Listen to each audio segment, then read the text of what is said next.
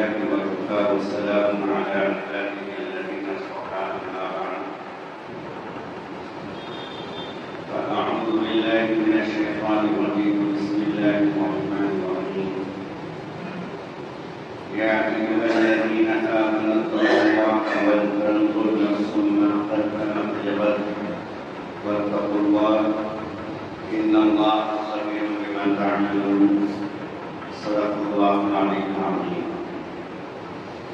حضرات گرامی معزز سامعین، بزرگوں اور نوجوان دینی اور اسلامی بھائیوں، قرآن کریم کی ایک آیت ہے جس میں اللہ رب العزت نے تمام مسلمانوں کو مخاطب فرمایا۔ مسلمان چاہے دیندار ہوں یا غیر دیندار ہوں، تعلیم یافتہ ہوں یا غیر تعلیم یافتہ ہوں، اور کسی بھی طبقے سے اور کسی بھی جماعت سے ان کے تعلق کو سب کو اللہ نے مخاطب کر کے فرمایا کہ مسلمانوں تم اللہ سے ڈرو، اتقوا اللہ۔ اور اس کے بعد اللہ تعالیٰ فرماتے ہیں کہ ہر آدمی یہ دیکھے کہ اس نے کل کے لیے یعنی آخرت کے لیے کیا تیاری کی ہے، کیا اس نے آگے بھیجا ہے۔ وَلْتَنْظُرْ نَفْسٌ مَا قَدَّمَتْ لِغَدٍ، انسان جوانی میں ہے تو وہ آگے کی تیاری کرتا ہے کہ کل اگر مجھ پر کوئی بیماری آ گئی، کل بڑھاپا میرے سر پہ آئے گا، اگر بچوں نے ساتھ نہ دیا، حالات نے مجھے گھیر لیا، بیماریوں نے اپنی جکڑ میں لے لیا، مصیبتوں نے گرفتار کر لیا، تو میرا ہوگا کیا؟ اس کے لیے وہ کچھ نہ کچھ تیاری کر کے رکھتا ہے۔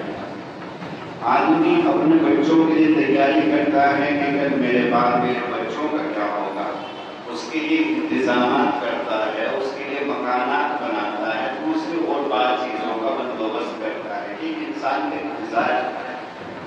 تو اللہ رب العزت نے مسلمانوں کو مخاطب کر کے فرمایا کہ ہر انسان کو یہ دیکھنا چاہیے کہ اس نے آخرت کے لیے، کل کے لیے جو دائمی زندگی، ہمیشہ کی زندگی ہے، اس نے اس کے لیے کیا تیاری کی ہے۔ اور پھر آگے اللہ تعالیٰ فرماتا ہے کہ اتقوا اللہ، لوگوں تم اللہ سے ڈرو۔ پہلے میں اللہ تعالیٰ نے اتقوا اللہ فرما رہے ہیں، اس کے بعد وَلْتَنْظُرْ نَفْسٌ مَا قَدَّمَتْ لِغَدٍ وَاتَّقُوا اللَّهَ، اور آگے اللہ تعالیٰ فرماتے ہیں إِنَّ اللَّهَ خَبِيرٌ بِمَا تَعْمَلُونَ۔ اللہ تعالیٰ کو خوب اچھی طریقے سے معلوم ہے، اللہ تعالیٰ کو خوب پتا ہے کہ تم عمل کیا کرتے ہو، تمہاری تاریکیاں، تمہاری اندھیریاں اور تمہاری تنہائیاں اور تمہاری خلوتیں کیسی گزرتی ہیں، اور جب تم لوگوں کے درمیان بیٹھتے ہو تو تمہارا انداز کیا ہوتا ہے، اللہ کو خوب معلوم ہے۔ اللہ جلوتوں کو دیکھتے ہیں، خلوتوں کو دیکھتے ہیں، ساری چیزوں سے اللہ واقف ہے۔ اللہ خبیر بما تعملون۔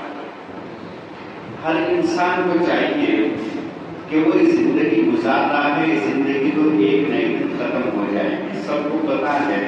اور اب تو حال یہ ہے کہ جو حدیث مانتا ہے کہ قیامت کے قریب لوگ کثرت سے مریں گے، موتیں کثرت سے ہوں گی، اور جوان موت ہوں گی، اور ان کا احساس تک ختم ہو جائے گا۔ چنانچہ اگر ہم دیکھیں اس قدر لوگ مر رہے ہیں، ہم اپنے گھروں پہ جنازہ اٹھا کے قبرستان پہنچا رہے ہیں، جوان لوگ جا رہے ہیں، لیکن چند دن اس کا احساس ہے، اس کا چرچا تذکرہ ہوتا ہے، اس کے بعد بھول جاتے ہیں۔ بلکہ وہ احساس ہونا بند ہو گیا، لوگوں کو اس معنی کر کے روز آنے کسی نہ کسی سے خبر ملتی رہتی ہے کہ فلاں رشتے دار تھا، اس کا انتقال ہو گیا، فلاں ملنے والا تھا وہ چلا گیا، فلاں ہمارا جانے والا تھا وہ رخصت ہو گیا، کچھ نہ کچھ اطلاعات ہر دوسرے تیسرے دن ملتی ہی رہتی ہے، عام ماحول بن چکا۔ تو اس لیے جب کسی چیز کی کثرت ہوتی ہے تو اس کا احساس بھی رخصت ہو جاتا ہے۔ لیکن انسان کو چاہیے کہ وہ جو کر رہا ہے دنیا میں تو وہ اس چیز پر نظر کرے کہ کل آئندہ مجھے اللہ کے سامنے پیش ہونا ہوگا اور اللہ رب العزت سوالات کریں گے، تو اس کے لیے میرے پاس جواب ہے۔ کم از کم تنہائی میں 2-4 منٹ 5 منٹ اپنے محاسبے کی اور اپنا حساب لینے کے لیے آدمی نکالے تو صحیح، سوچے تو صحیح، چند منٹ تو سوچے کہ تیرے لوگوں کے ساتھ معاملات کیا ہیں، مسلمانوں کا معاملہ ایسا بن چکا کہ اگر کوئی کسی سے لے لیتا ہے یا کوئی کسی کے کام آ جاتا ہے مصیبت اور پریشانی کے وقت، اور کوئی کسی کو قرض دے دیتا ہے تو قرض تو واپس ہوتا ہی نہیں، بجائے قرض واپس ہونے کے اور الٹی اس سے دشمنی اور عداوتیں شروع ہو جاتی ہیں۔ کتنے واقعات ایسے ہیں کہ آپ کو کسی نے قرض دیا یا آپ نے کسی کو قرض دیا، شروع میں تو وہ کہے گا کہ ٹھیک ہے انشاءاللہ جلدی ہم انتظام کریں گے، اس کے بعد وہ باتوں پر وعدے کرے گا، اور ایک وقت آئے گا کہ فون اٹھانا بند کرے گا، اور ایک وقت آئے گا کہ آپ اس کے گھر جائیں گے، لوگوں کو جمع کریں گے، 2-4 ذمہ داروں سے کہیں گے، اور خام خواہ کے لیے خلش پیدا ہو جائے گی 50,000 روپے کے اوپر، 1,00,000-2,00,000 روپے کے اوپر، جو اچھا خاصا تعلق اور دوستانہ تھا وہ ختم ہو جائے گا۔ یہ ایک مسلمان کی پہچان بن چکی ہے۔ ایک واقعہ لکھا ہوا میں نے پڑھا کہ ایک یہودی کا اور ایک مسلمان کا کانٹیکٹ ہوا۔ یہودی نے مسلمان کو کہا کہ میرے مکان کا کام تم 2.5 مہینے میں پورا کر دینا، جو کام تھا اس کا پینٹ وغیرہ کا POP کا، کہ 2.5 مہینے میں میرے مکان کا کام پورا کر دینا، مجھے اپنے مکان کا کچھ فنکشن وغیرہ کچھ کرنا ہے، وہ میں اپنے مکان بھی ہی کروں گا۔ اور معاملہ طے ہو گیا، کتنے پیسے ملیں گے، چیکی کو وہ سب بات طے ہو گئی، کانٹیکٹ ہو گئی۔ اس کے بعد میں پھر کام شروع ہو گیا۔ مسلمان نے بھی وعدہ کر لیا کہ آپ 2 مہینے کی بات کرنا، میں 2.5 مہینے کے بجائے میں 2 مہینے میں کام پاری کروں گا۔ لیکن اتفاق کی بات کہ کام وہ کھینچتے 2 مہینے ہوئے، 2.5 مہینے ہوئے، 4 مہینے ہوئے، 6-7 مہینے میں جا کر کے وہ کام پورا ہوا۔ اور وہ یہودی اس کو بار بار کہتا تھا کہ میرا وہ فنکشن، میرا وہ پروگرام قریب آ رہا ہے، کام ذرا جلدی فارغ کرو، لیکن وہ کام پورا نہیں ہوا۔ آخری وہ دوسری جگہ اس نے انتظام کر لیا، وہ پروگرام پورا ہو گیا۔ جب اس نے یہاں کام پورا کیا اس مکان میں، اب یہ پیسے دینے کے لیے یہودی کے پاس پہنچا۔ یہودی نے اس کو ڈرانا شروع کر دیا کہ 8 دن کے بعد آنا، یا 8 دن کے بعد پہنچا کہ 10 روز کے بعد آنا، کہ 10 روز کے بعد پہنچا۔ تو جس طریقے سے اس یہودی کو اس مسلمان نے ذہنی اور نفسیاتی طور سے پریشان کیا تھا، اس یہودی نے اس مسلمان کو پریشان کرنا شروع کیا، پیسے اور نہیں دیتا۔ جب یہ پریشان ہو گیا، اس کے پاس چکر لگاتے لگاتے تو اس نے اپنے کسی دوست سے مشورہ کیا کہ اب میں کیا کروں، وہ پیسے دینے کے لیے تیار نہیں، اتنی مرتبہ میں اس کے پاس جا چکا لیکن وہ پیسے دینے کے لیے آمادہ نہیں۔ انہوں نے کہا کہ ان کا ایک عالم ہے، یہودیوں کے عالم کو دبی کہا جاتا ہے، کہ تم فلاں دبی کے پاس چلے جاؤ، اس کے سامنے اپنی شکایت رکھو، ممکن ہے وہاں سے کچھ حل ہو جائے۔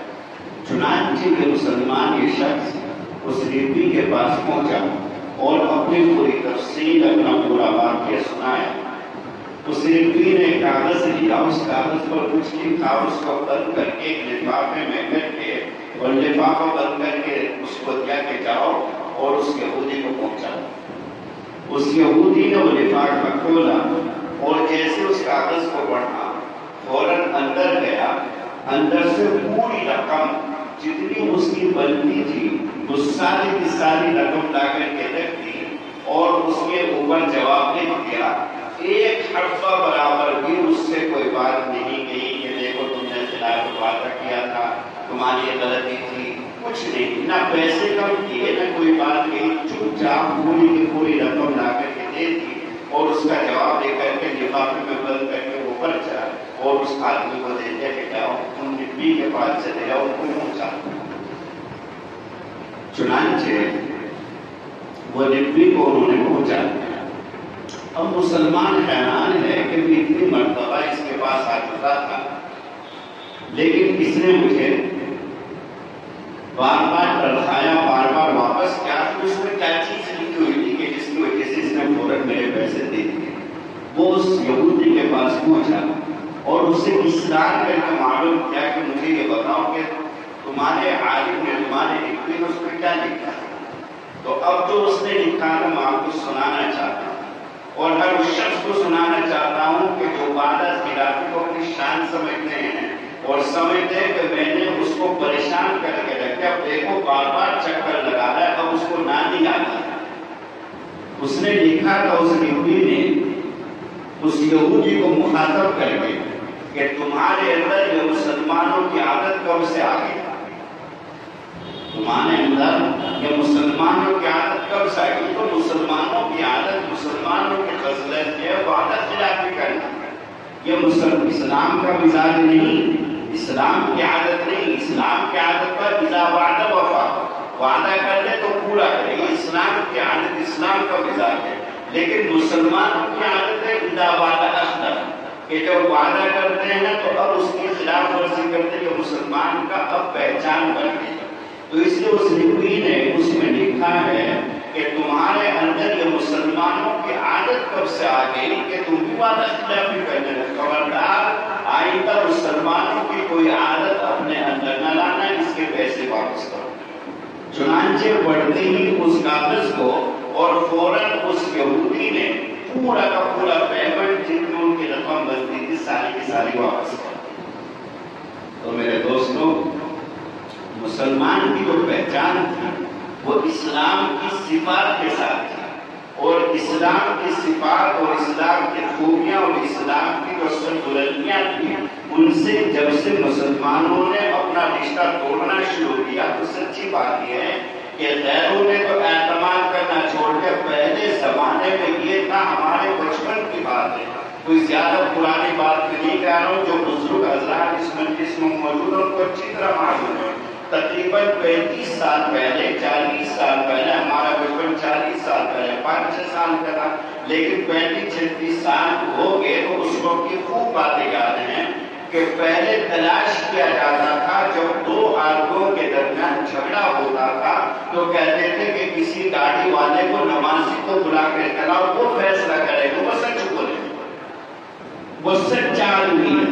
جو مسجد کے قریب ہوتا تھا، جو گاڑی والا ہوتا تھا، اس کو لوگ سچا مانتے تھے.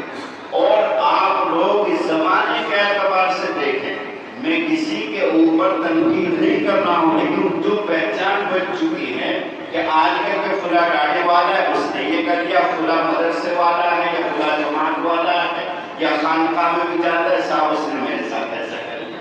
نمازی بھی ہے اور جماعت میں بھی جاتا ہے اور خانقاہ میں بھی جاتا ہے، فلاں بزرگ کے پاس بھی آتا جاتا، اس نے میرے ساتھ دھوکا کرے. اب یہ پہچان بن چکی. 35-40 سال پہلے گاڑی والے کے اوپر اعتماد ہوتا تھا. آخر کیا وجہ ہوئی کہ اب دیندار کو امانتداری اور دیانتداری کے اندر اس کا اعتبار ختم ہو گیا. ایک واقعہ اور سنا کر اپنی بات کو ختم کرتا ہوں. ملک شاید بادشاہ گزاری، میں واقعہ اس کے اوپر سنا رہا ہوں کہ آدمی کو اپنے سارے معاملات اسی دنیا میں ختم کر لینے چاہیے، اس لیے کہ آخرت میں اگر ایسا صاف کا پڑ گیا تو 1 درہم 1 روپیے کے برابر، 1 روپیہ اگر کسی کا کسی کے ذمہ اور اس نے اس سے معاف نہیں کرایا یا ادا نہیں کیا تو 1 روپیے کے عوض 100 مقبول نمازیں دینی پڑے گی. اب آپ اندازہ کیجیے کہ اولاً تو ہم نماز پڑھتے کتنے ہیں، پھر ان نمازوں کے اندر اخلاص اور خشوع و خضوع کتنا ہے. چونکہ قبولیت کی جو بنیاد ہے وہ تو اخلاص ہے، للہیت ہے، سچائی ہے، خشوع و خضوع ہے. حدیث مانتا ہے کہ قیامت کے قریب ایسا وقت آئے گا کہ مسجدیں بھری ہوئی ہوں گی، لوگ مسجدوں میں ہوں گے، لیکن ان میں ایک شخص بھی ایسا نہیں ہوگا کہ جو خشوع اور خضوع کے ساتھ نماز ادا کرنے والا. اللہ کے رسول صلی اللہ علیہ وسلم کا فرمان ہے. ملک شاید بادشاہ گزرا، ایک مرتبہ وہ جنات میں صحراؤں میں نکل گیا، اپنے کچھ فوجیوں کو لے کر کے وہاں خیمہ زن ہوا، خیمے لگائے اور شکار کے لیے چلا گیا. اس کے کچھ فوجی اس کے خیمے کے پاس تھے. انہوں نے دیکھا کہ ایک گائے ہے جو آوارہ گھوم رہی ہے. فوجیوں نے جب اس کے مالک کو دیکھا، کوئی مالک نظر نہ آیا تو انہوں نے اس گائے کو پکڑا، ذبح کیا، اس کا گوشت نکالا اور اس کو دھل کر کے انہوں نے کھا لیا. شام میں اس کی مالک ایک بوڑھی عورت تھی، وہ اپنی گائے کو تلاش کرتے کرتے فوجیوں کے پاس پہنچی. پتا چلا کہ فوجیوں نے اس گائے کو کھا لیا ہے. تو فوجیوں سے وہ کہنے لگی کہ اللہ کے بندو، میرا تو گزر بسر اسی گائے پر تھا، کوئی اور میرا دوسرا کمانے والا نہیں. اب تم نے گائے کو ذبح کر کے کھا لیا، گائے تو واپس نہیں آ سکتی، لیکن گائے کی قیمت تم مجھے دے دو، کم از کم میں ایک گائے خرید کر اپنا گزر بسر کر لوں گی. فوجیوں نے منع کر دیا. اب وہ رونے لگی, کرے تو کیا کرے, جائے تو کہاں جائے. کسی نے کہا کہ 3 دن کے بعد اسی راستے سے ملک شاہ کی سواری گزرے گی. جب ملک شاہ یہاں سے گزرے تو اس کو روک کر کے تم اپنی فریاد اور اپنا قصہ ملک شاہ کے سامنے رکھ دیں. چنانچہ 3 دن کے بعد جب ملک شاہ وہاں سے گزر رہا تھا تو اتفاق کے طور سے اس راستے پر ایک پل تھا. اس پل کے اوپر وہ عورت بیٹھ گئی. جیسے ملک شاہ کی سواری سامنے سے آئی تو اس عورت نے کھڑے ہو کر کے ملک شاہ کے گھوڑے کی لگام کیسے پکڑ لیا, اس کے چہرے کو پکڑ کر کے کھڑی ہو گئی اور جو بات بڑھانے گئی وہ ہر ایک سینے کے اندر اور ہر ایک دل اور دماغ کے اندر یہ بات اترنی چاہیے. اس عورت نے یوں کہا کہ ملک شاہ, میرا اور تیرا ایک معاملہ ہے, اگر تو چاہے تو دنیا کے کسی پل کے اوپر اس معاملے کو حل کر, ورنہ تو یاد رکھ کر قیامت کے روز جب تو پل صراط سے گزرے گا اللہ کی عدالت ہوگی, اللہ کے سامنے پل صراط کے اوپر اسی طریقے سے تجھے پکڑ کر کے کھڑی ہو جاؤں گی. جب تک تو میرا معاملہ صاف نہیں کرے گا میں تجھے پل صراط سے گزر نہیں دوں گی. یہ تو بڑھیا کی بات تھی, یہ تو بڑھیا کی بات تھی تو اس نے ملک شاہ کو دی. میرا اور آپ کا معاملہ کتنے لوگوں کے ساتھ ایسا ہے کہ اگر ایک مرتبہ میں بہت ساری نمازیں, زکات, صدقہ, خیرات لے کر کے بندہ جا رہا ہے اللہ کے یہاں, اگر ایک مرتبہ میں کوئی دامن پکڑ کر کے کھڑا ہو گیا اور کہا کہ پروردگار میرا اس بندے کا ذمہ یہ حق ہے, آپ میرا حق دلوائیں گے, تو اللہ کا انصاف ہوگا, اللہ کی عدالت ہوگی. وہاں نعوذ باللہ رشوت کالے سفارش کا کوئی مطلب نہیں, وہاں تو عدل ہی عدل اور انصاف انصاف ہوگا. اس موقع پر اگر اللہ رب العزت نے فضل نہ فرمایا اور اپنی طرف سے نہ دیا اور دینا پڑ گیا تو کہاں سے بنتا دے گا. اعمال ہی ہوں گے, پہلی بات تو اعمال ہوتے نہیں, ہوتے ہیں تو قبولیت کا پتہ نہیں, اور اگر قبول ہو بھی جائیں اور وہاں لے جا کر کے کسی اور کے حوالے کرتے تو آدمی کے پاس بچے گا. چنانچہ جب ملک شاہ کو یہ بات بڑھائی گئی تو اس کے دل کے اوپر ایسا تاثر ہوا کہ گھوڑے سے اتر گیا, اور گھوڑے سے اتر کر کے پورا قصہ سنا, اور قصہ سن کر کے اس نے ایک گائے کے بجائے 7 گائے کی قیمت اس بڑھیا کو دی. 7 گائے کی قیمت بڑھیا کو دے کر کے ملک شاہ ہاتھ جوڑ کر کے کہنے لگا کہ اماں اگر تمہارا کچھ اور مطالبہ ہو تو اللہ کے لیے مجھے یہی بتا دو, آخرت میں اللہ کے سامنے مجھ سے مطالبہ نہ کرنا, اس لیے کہ آخرت میں کچھ نہیں دے پاؤں گا. بادشاہ وقت ہے, ایمان کا بادشاہ ہے, اور ہاتھ جوڑ کر کے کہتا ہے کہ آخرت میں مجھ سے کوئی مطالبہ نہ کرنا, اس لیے کہ آخرت میں آپ کا مطالبہ پورا نہیں کر پاؤں گا. میری اور تمہاری تو حیثیت اور گنجائش کا بادشاہ وقت یہ بات ہے. تو دوستو ہر انسان کو سوچنا چاہیے کہ کسی کا حق اگر کسی کے ذمہ ہے, بندوں کا حق اصولی طور سے اللہ تعالیٰ معاف نہیں کرتے, یا تو وہ ادا کیا جائے یا ان سے معاف کرایا جائے. اب کس کا کس کے ذمہ حق ہے وہ ہر آدمی جانتا ہے. اللہ رب العزت مجھے بھی اور آپ سبھی حضرات کو حقوق العباد ادا کرنے کی پوری توفیق عطا فرمائے, اور اپنی صحیح فکر اور سچی فکر اور اپنے سلیم اور فہم سلیم اللہ تعالیٰ ہم سبھی کو عطا فرمائے. وآخر دعوانا ان الحمد للہ.